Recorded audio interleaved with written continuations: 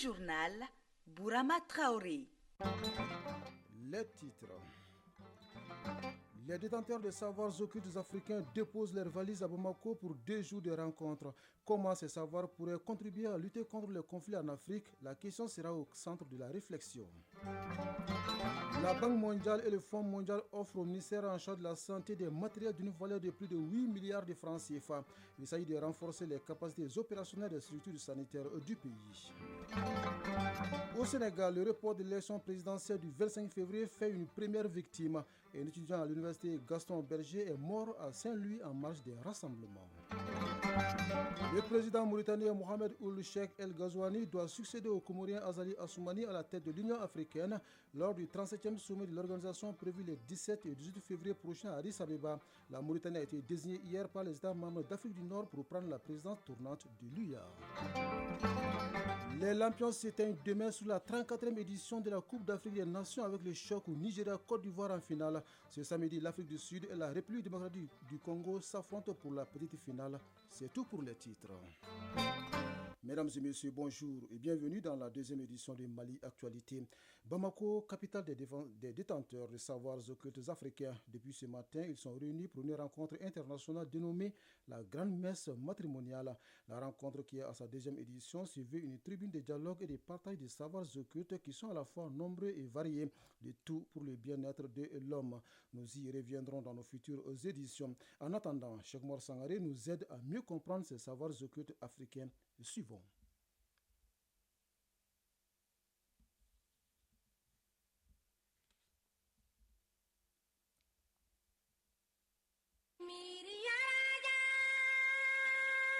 L'Afrique est le berceau de l'humanité, alors un vieux continent avec de vieilles connaissances. Malgré la présence des religions importées qui pèsent sur ces savoirs, des conservateurs œuvrent à leur sauvegarde et à leur promotion. Voilà tous les sens de la rencontre internationale des détenteurs des savoirs occultes africains.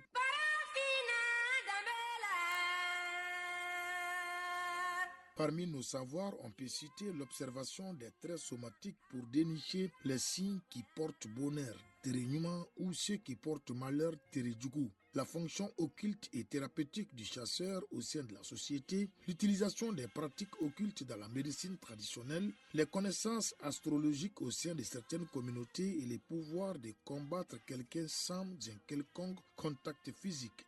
Les connaissances africaines sont essentiellement de l'occultisme et on dit le plus souvent chez nous que Kumbe Fembela, autrement dit, toute chose a une cause et une pensée populaire stipule qu'il existe un lien entre chaque événement dans la vie de l'humain. Voilà pourquoi l'homme cherche permanemment de la protection dans notre monde où tout semble être fait pour s'opposer à lui, y compris lui-même. Alors, il vit dans une atmosphère d'insécurité permanente et il lui faut considérer les causes du mal qui les guette comme une réalité métaphysique et absolue, d'où les rituels du don et du contre-don, Kafilibi, Kakumbeshini, les sacrifices, une des clés des croyances traditionnelles. En Bambara, on l'appelle Sarakabo en termes religieux ou Soni en termes vernaculaires et il peut être individuel ou collectif. Ainsi, tout événement social doit au préalable faire l'objet de consultations des devins qui indiquent des sacrifices et orientent sur les conduites à tenir. C'est là l'importance des arts divinatoires et on en a à revendre. Les jets de Kori, la table géomantique d'Ogon ou encore les nombreuses géomancies à 16 figures dont celle appelée Tieda ou Bukurida.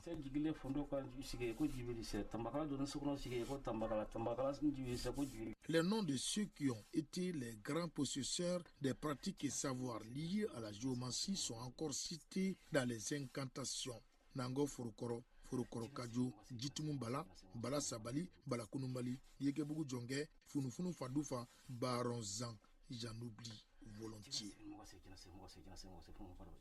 Oui, comment ces savoirs occultes pourraient contribuer à lutter contre les conflits en Afrique? La question sera évoquée au cours de cette rencontre de 2 jours. Une rencontre qui s'ouvre au moment où le chef d'état-major de l'armée de l'air boucle une visite dans les bases aériennes du pays. Dernière étape, celle de la région de Gao, avec à la clé la remise de l'étendard du 3e groupement de protection défense Zegene. Zegene, vous le savez certainement, est un arbre qui est à la fois résistant, nourrissant et protecteur. Sous les pas du chef d'état-major de l'armée de l'air, Agali Agagissa, de notre bureau régional à Gao. Le général de brigade Alou Boydjara est en visite d'autorité à la base aérienne 300 de Gao. Il s'agit pour le général Diara de prendre contact avec les officiers militaires et les hommes de troupes dans le but de renforcer la sécurité des camps. Et c'est dans cette optique qu'il a remis l'étendard du 3e groupement de protection défense Zegene. Zegene est un arbre résistant aux aléas climatiques, nourrissant et très protecteur dans le désert. Général de brigade Aliou Boydjara, chef d'état-major de l'armée de l'air. Protéger, sécuriser l'ensemble des emprises de l'armée de l'air, l'ensemble des aéronefs et l'ensemble du personnel. Occasion pour le patron de l'armée de l'air d'échanger avec les officiers en charge du commandement et les aviateurs. Colonel Alou Koulibaly, commandant de la région aérienne numéro 3. Ça nous a beaucoup réconforté, ça a permis aux subordonnés de prendre contact direct avec notre chef, de comprendre sa vision globale concernant l'avancée de l'armée de l'air. Ça lui a permis lui aussi de comprendre l'idée du soldat, de l'aviateur de Gao, de comprendre aussi comment est-ce que nous sommes en train d'évoluer. D'ores déjà, le moral est très haut. Général de brigade Aliou Boydjara, chef d'état-major de l'armée de l'air. Le soldat malien d'aujourd'hui a une conscience aiguë de sa responsabilité vis-à-vis de la nation. Il ne se contente pas de savoir faire son travail de militaire. Il s'implique dans la vie de la nation, il comprend les enjeux, il est déterminé à donner son maximum et à sacrifier sa vie au besoin pour défendre ce pays. Autre temps fort de cette visite, l'inauguration des bâtiments d'accueil et de commandement de la base aérienne 300, la rencontre avec le gouverneur de la région, le maire et la hiérarchie militaire. Gao, Agali Agissa, Alassane Ahamadou pour l'ORTM. Sur la scène internationale, au Burkina Faso, des hommes armés ont attaqué mercredi dernier le village de Galnoani dans la région de l'Est, indiquent certaines sources. L'attaque aurait fait une 50aine de victimes parmi les civils. Le marché, les greniers et les vivres auraient également été saccagés. Au Sénégal, le report de l'élection présidentielle du 25 février fait une première victime. Et un étudiant à l'université Gaston Berger est mort à Saint-Louis en marge d'un rassemblement. Sa mort a été confirmée par une source hospitalière. Les affrontements ont eu lieu hier lors des manifestations à Dakar et dans d'autres villes du pays pour protester contre le report du scrutin. La Mauritanie a été désignée par les États membres d'Afrique du Nord pour prendre la présidence tournante de l'Union africaine. C'est donc le président mauritanien Mohamed Ould Cheikh El Ghazouani qui devrait succéder au Comorien Azali Assoumani lors du 37e sommet de l'organisation prévu à Addis Abeba les 17 et 18 février prochains. L'annonce a été faite par l'ambassade de la République arabe sahraoui démocratique. Dans un communiqué, elle indique que les États membres d'Afrique du Nord se sont réunis hier et ont décidé à l'unanimité que la Mauritanie les représenterait en 2024. Le Gabon modifie à nouveau sa charte constitutionnelle. Après une journée de débat, les parlementaires réunis en session extraordinaire ont voté une nouvelle réforme de la charte constitutionnelle. Le but est de permettre la nomination des ministres de la Défense et de la Sécurité. Dans la précédente version, le président de la transition occupait ce poste. Désormais, il n'a plus de portefeuille ministériel. En RDC, des dizaines de jeunes ont manifesté hier devant plusieurs ambassades occidentales.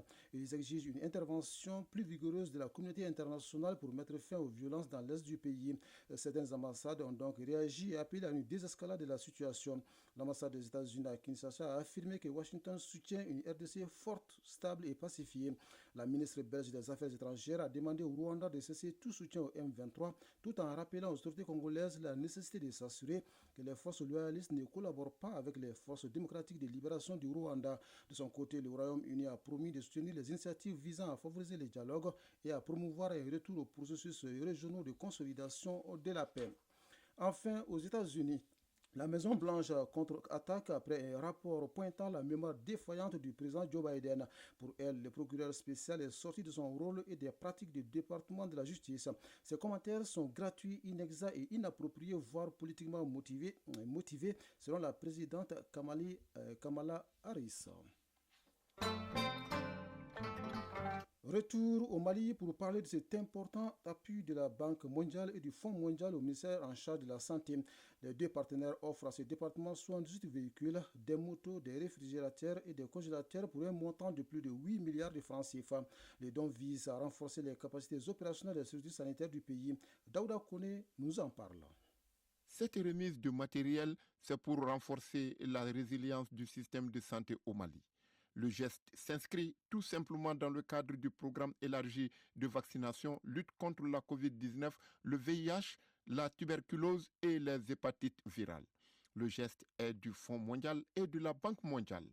Robert Boujaoud, représentant des partenaires. Notre souhait que ces biens puissent longtemps rendre service dans le système de santé pour améliorer la santé des populations. Appuyer le gouvernement dans ses efforts de développement afin d'atteindre les résultats escomptés dans le cadre des projets financés par les banques et par les autres bailleurs de fonds ou en partenariat avec les autres. Le matériel dont il est question est composé des véhicules plus des équipements sanitaires, notamment matériel de froid. Ce geste est une première au département de la santé et montre le bon rapport qui existe entre le département et les partenaires techniques et financiers de la santé. Dr Cheikh Amadou Tidiane Traoré, directeur général de la santé et de l'hygiène publique. On n'a jamais eu une telle dotation en termes de moyens logistiques pour renforcer le système de santé de la base jusqu'au sommet. Ces moyens logistiques permettront sans nul doute de renforcer les capacités opérationnelles de toutes nos structures.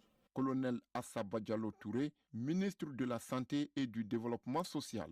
La Banque mondiale de 485 réfrigérateurs, 60 congélateurs et 68 véhicules 4x4 pour un montant total de 7 milliards 320 millions 86 600 francs CFA. Pour le Fonds mondial, 5 véhicules 4x4, 3 camions médicalisés, 5 Prado, 114 motos pour un montant total de 974 millions 805 165 francs CFA. C'est le lieu pour moi, au nom de son Excellence le colonel Assimi Goïta, président de la transition, chef de l'État, et du Premier ministre, chef du gouvernement, le Dr Choguel Kokala Maïga, de manifester toute ma reconnaissance et ma gratitude à la Banque mondiale et au Fonds mondial qui ont toujours été aux côtés du Mali malgré les moments très difficiles. Le manque de moyens logistiques est et demeure une contrainte dans le secteur de la santé. Oui, ces gestes de la Banque mondiale et du Fonds mondial contribuent ainsi à résoudre cette contrainte. Elle ne manque pas de moyens logistiques, mais plutôt de ressources humaines. Il s'agit de l'École nationale d'administration. La question est au centre de la 7e session du conseil d'administration de l'établissement. Malgré certaines difficultés, l'ENA a pu réaliser plus de 90% de ses activités programmées courant 2023. Le compte-rendu est signé à Luceni Touré. Si les activités ont été exécutées à plus de 92% et justifient la satisfaction du directeur général de l'établissement, il n'en demeure pas moins que l'école qui forme les hauts cadres de l'État rencontre quelques difficultés matérielles et financières. Ce n'est pas pourtant ce qui va plomber les ambitions des responsables de l'ENA. Professeur Bala Diarra, directeur général de l'ENA. Nous plaçons l'année 2024 sous le signe du renforcement de l'amélioration de la gouvernance globale de l'ENA, de la dynamisation de la formation continue et de l'opérationnalisation de la recherche sur les sciences administratives, le management public, les finances publiques et disciplines connexes. Au plan de la gouvernance, l'élaboration du plan d'action à partir d'activités définies par les différentes directions et entièrement budgétisées se poursuivra jusqu'à l'appropriation de la méthode par l'ensemble des travailleurs et des acteurs de l'ENA. Cette méthode est en effet source d'une gestion plus transparente et efficace des finances de l'établissement. La rémunération des membres du conseil d'administration et celle des formateurs doivent connaître une amélioration substantielle. Aussi, l'ENA se donne l'ambition de réserver une place de choix à la recherche. En attendant le lancement dans un proche avenir des concours d'entrée à l'ENA, le président du conseil d'administration se réjouit de l'amélioration de certaines conditions d'études et de travail. Mohamed Sida Diko, directeur de cabinet de la primature. Nous constatons avec bonheur que certaines difficultés que connaissait l'École nationale d'administration ont été résolues ou envoient de lettres, et ce grâce aux efforts conjugués des acteurs que vous êtes. Ainsi, la pénurie d'eau potable est désormais classée au rang de mauvais souvenir suite à la réalisation en 2023 de 2 forages. Pour ce qui concerne les formations, nous saluons l'engagement de la Direction générale en faveur de la pérennisation de leur bonne qualité par la mise en œuvre d'activités novatrices comme l'élaboration du référentiel de métiers et de compétences des 9 corps concernés à l'École nationale d'administration en vue de l'amélioration des programmes de formation à l'ENA. Le président du conseil d'administration a souligné l'urgence de dynamiser la formation permanente et une dotation financière pour la mission de recherche. Dans tous les cas, soulignera-t-il, l'école a besoin d'un accompagnement pour répondre aux préoccupations de l'heure.